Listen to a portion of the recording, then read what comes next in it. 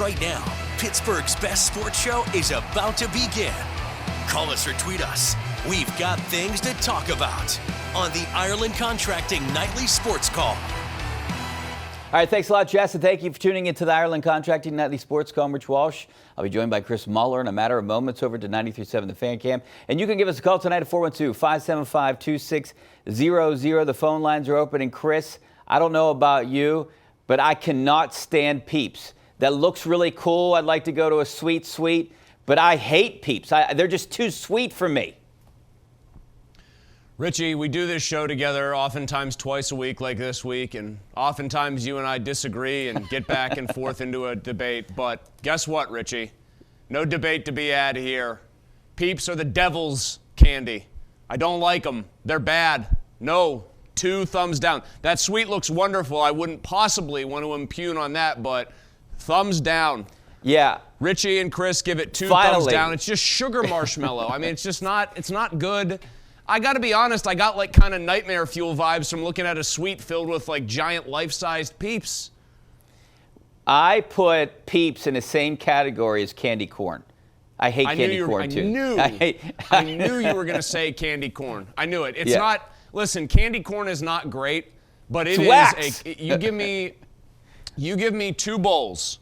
And in one bowl is candy corn and in one bowl is Peeps, and I must eat one bowl of that candy.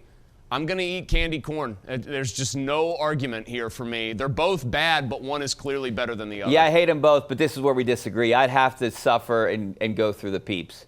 I hate candy corn. That's probably the worst candy in my book. But obviously, hey, I love Mellow Yellow. We talk about all the time. Not Mellow Yellow, Mallow Cups. I love Mellow Yellow too, but I love Mallow Cups.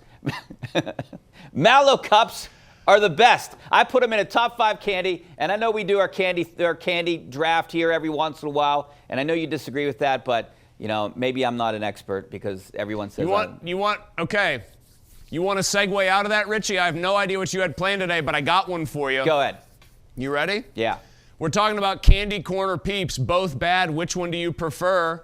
Well, Arthur Smith's going from candy corn, Desmond Ridder, to Peeps, Kenny Pickett as his quarterback. I think it's interesting, by the way, and I'll set the agenda here. I'm stealing your job, but I think you'll find this interesting too.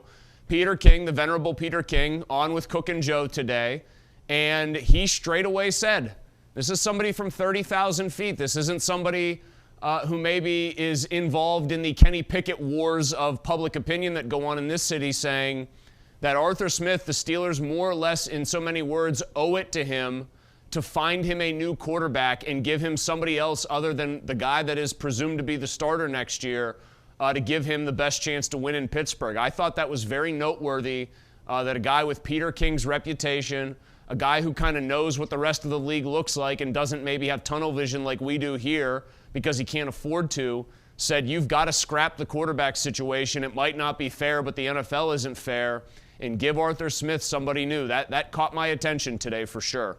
Yeah, and I'm kind of leaning towards your direction of if you bring Mason Rudolph back, I want him to come back, but if you bring him back, that locker room's going to be divided. And maybe more so in his favor because I think a lot of those players saw what happened and want Mason Rudolph to be the quarterback. So there's really not going to be a competition. There's going to be a short leash on Kenny Pickett. But if you bring someone from the outside in and that person legitimately beats Kenny Pickett, then I think I don't know. I think it'll be better received.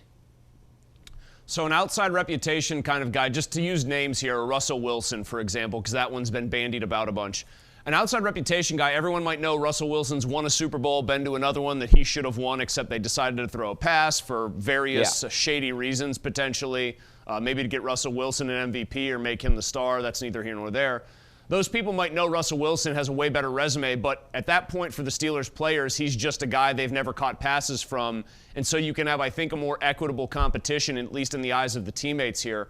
But, yeah, if it's Mason, I'm with you. I think that there's this idea that with most of his teammates, they've already kind of cast their lots and said, hey, we like this guy more than Kenny right now. He's getting us the ball. I'll also point this out about Pickett, just on the level of Peter King deciding to say that today with Cook and Joe about they owe Arthur Smith a better quarterback right now, and it's 24 starts into Kenny's career. It's the 15th anniversary of the Super Bowl 43 win. That happened February 1st, 2009, Richie. And Matt Leinart was supposed to be the quarterback for that Arizona Cardinals team. I think he lasted 16 starts before they benched him, and he was a top 10 pick and ended up being Kurt Warner's job. Zach Wilson, a number 2 overall pick from 3 years ago, the year before Kenny Pickett's draft, he was only supposed to start 2 seasons once they had seen him not perform, and then they had come up with plan B, and it was going to be Aaron Rodgers. So the Steelers would not be showing or would not be pulling the ripcord on Kenny Pickett after 24 games in an abnormally short period of time. Other teams, including very recently, have done this with even higher picks. So the Steelers, if anything, if they start the season with Kenny Pickett as the man, they're showing actually an abnormal amount of patience and faith in the guy compared to other teams. Hey, but you know the Steelers and Mike Tomlin are very stubborn when it comes to things like this. They want to think they know more, maybe know better, and can fix these problems. So we'll see what happens, but also we got to take a break, and we'd love to hear from you guys at 412-575-2600 is the number. Back in a couple minutes.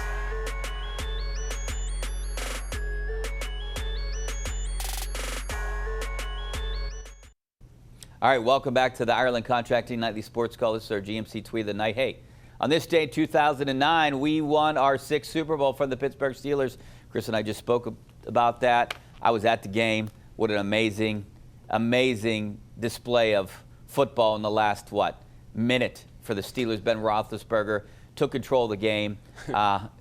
Him and Santonio Holmes were just in a world of their own that last drive. And you know, this has made me think about this just recently, because it is 15 years, that, I don't understand why Ben Roethlisberger wasn't the MVP. I mean, maybe he should have been the MVP of that game for what he was able to do. I thought Holmes was a deserving MVP. If you look at the sheer percentage of Ben Roethlisberger's passing yards that went to Holmes, the number of completions, I want to say it was like almost half of Ben's completions and over half of his yardage went to Holmes. And I thought Holmes, as great as Ben's throw was, made an equally great catch to win it. I had no problem with Holmes winning that award. Really quickly, Richie, just another little debate topic that I was thinking of. Ed Bouchette, nobody more venerable covering the Steelers over the years, tweeted out that James Harrison touchdown in that game, the interception return, he called it the greatest play in the histories of both the Super Bowl and the Steelers. Wow. So think about that for a second. Ed calling that play a greater play than the immaculate reception. I actually wonder. I'll take again, Richie, 412-575-2600. I do want to know, do people think that is the greatest play in Steelers history because the guy that covered them for longer than anybody else thinks that it is? You know, that was a great play, and it's hard to really rank them, but maybe even better was the catch, Santonio Holmes there at the end to win the game. They won the game with that catch. I mean, I know that touchdown, that 100-yard interception touchdown changed the kind of landscape of the game. The immaculate reception was great. A lot of people, you hear a lot of people talk that it might not even have been a legal play nowadays. Maybe it would have been overturned with replay. We'll never know. But that only got them to that didn't win a Super Bowl. And they ended up not even going to the Super Bowl that year. So, all 3 plays were great plays, and you can debate them all. I mean, I like the Santonio Holmes catch, but how could you not say the immaculate reception isn't the greatest play of all time? All right. I'll go Harrison 1, Holmes 2, immaculate reception 3. Whoa. You know why? James Harrison's a big linebacker. He's not supposed to run 100 yards. He practically passed out. Santonio was just doing what wide receivers are supposed to do, and Franco's play is more of a testament to being heads up than it is anything else. By the way, did you ever see the skit on Saturday Night Live after it was about James Harrison, the guy that played James Harrison? It's really funny. You'll have to look it up if you haven't seen it. If someone hasn't seen it, it's amazing that someone pretends to be James Harrison and talking about that play. It's incredible. He broke like 40 tackles. All right, let's go out to the phone lines. We got Daryl out in Houston. How you doing, Daryl? Hey, good evening. Hey, good evening, guys. I heard Chris. I heard what you're saying about what Peter King said, but you kind of omitted a piece of that conversation when he also said that they have to see what they have in Kenny. Did you not? Did I misread? Hey, that? Daryl, do you think they have anything in Kenny? I mean, now that we have you on the line, I'd love to know what a fan thinks about it. Well, I will say this: you have to give him an opportunity. That's the least you can do. But don't you think 24 games was an opportunity? No, because you fired the guy that you had in place of it, and that was running run the offense. If that was the case, you wouldn't have a new OC. You would have the same OC and a different quarterback. Darryl, I get what you're saying, but I think looking back, it was more of a quarterback problem than a offensive coordinator problem.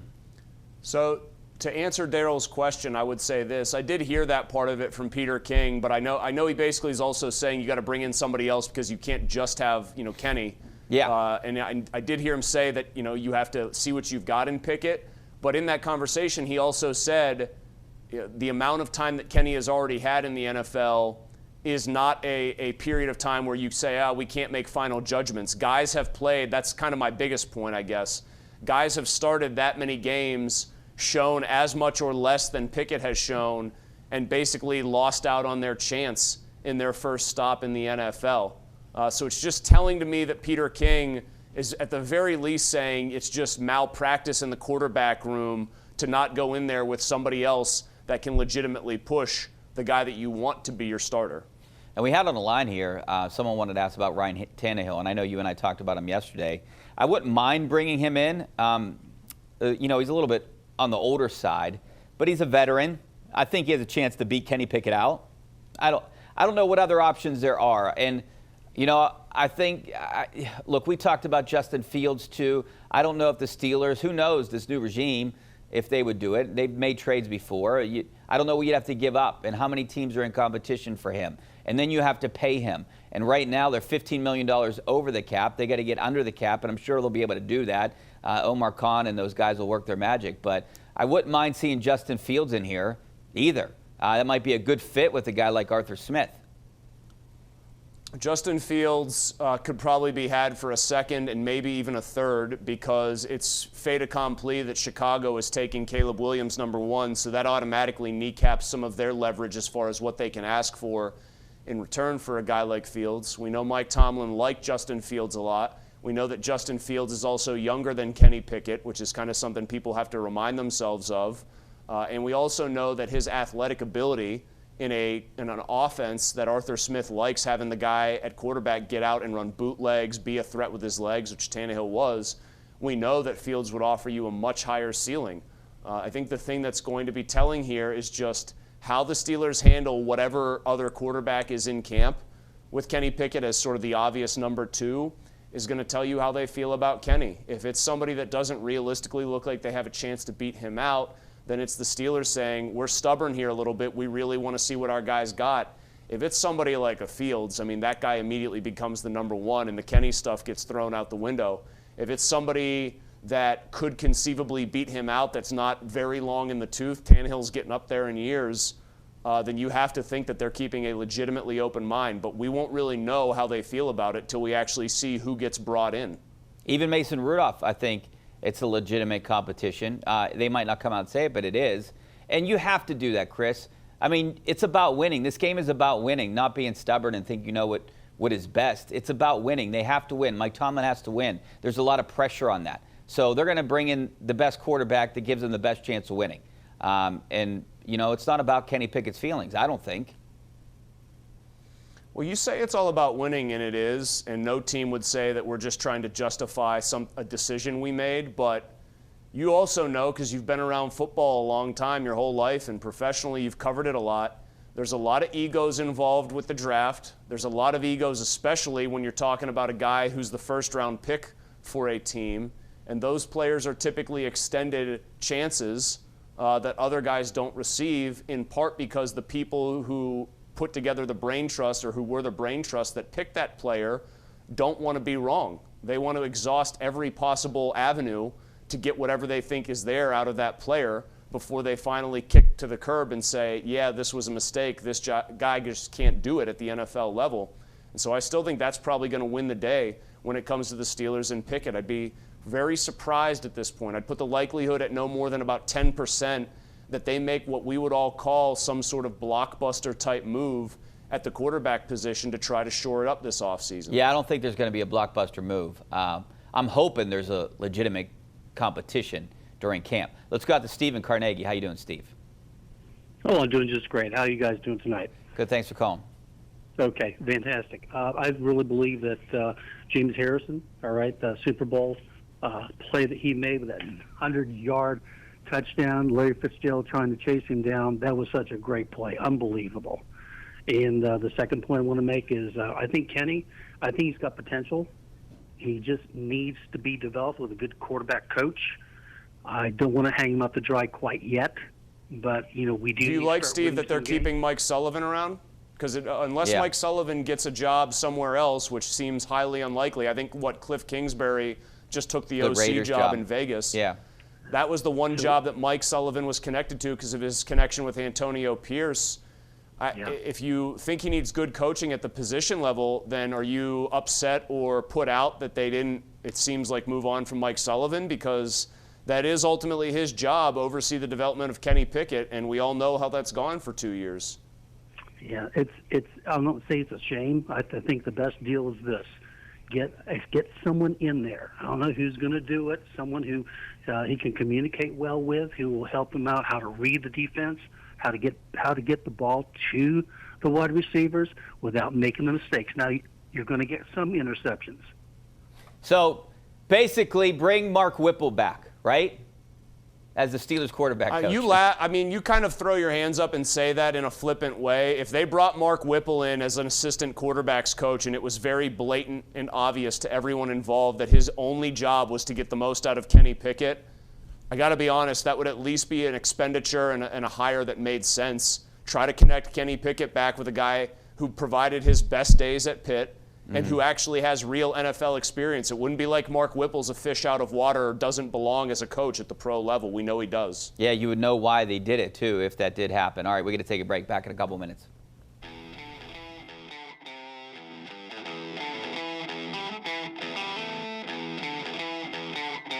Do you even pay attention to the Pro Bowl games? I think they should just do away with all all-star activities and games. I didn't even know they were doing stuff at the Pro Bowl tonight. And unless you've got $500 million laying around, that was Pony's idea, $10 million to each player on the winning team. Everything about the game or the festivities should be abolished altogether. So, no, get rid of the Pro Bowl. It's antiquated. Who cares? I say Seriously. Thanks a lot, Chris. I appreciate it. See you next week. Hopefully we see you guys over on KDK News in a couple minutes.